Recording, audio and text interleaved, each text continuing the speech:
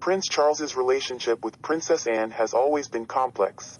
The Queen's only daughter is often described as strong-willed or stubborn, while Charles is seen more as a romantic with a profound love of the arts.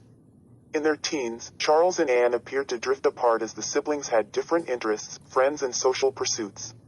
Anthony Holden's 1979 biography of Charles's early life sheds light on a confrontation between Anne and members of the public. It suggests the incident left the heir to the throne frustrated with his younger sister. In Charles, Prince of Wales's, Mr. Holden recalls an incident when Anne came up close and personal with a group of anti-blood sport protesters as she was preparing to go fox hunting. He claims one angry taxpayer confronted her and, addressing the Princess Royal, asked, "Who's paying you to do this?"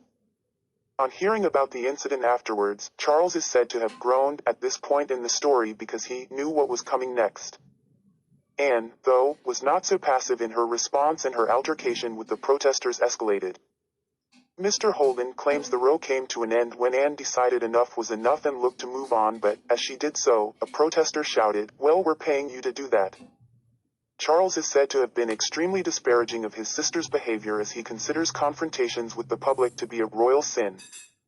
Mr. Holden adds that Charles was often disgruntled at news of Anne's public outbursts against photographers, which he considered counterproductive. Indeed, one incident in 1982 was particularly embarrassing for the royal family. The Princess Royal was at badminton horse trials, where she fell unceremoniously from her horse Stevie B and into the water during the cross-country event in Badminton Park, Gloucestershire. Angry at the photographers, she uttered the now infamous phrase, "naff off," which was then splashed across the front dressing Channel 4's 2002 documentary, The Real Princess Anne. Former photographer Steve Wood said, "It's the naff off picture, when she lost it and told me to naff off, and that created a storm."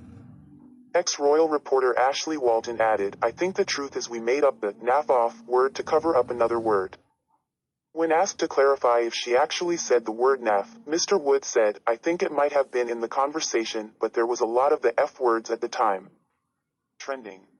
Former Daily Mirror royal reporter James Whittaker explained that Anne used to get annoyed at the attention on her as a person rather than as a writer. She used to claim she wanted to be left alone as a private person, something he dismissed as ridiculous. He said, "The fact that she is Princess Anne has made the interest in her far greater than in anybody else. I'm sorry, it's tough, it just goes with the job."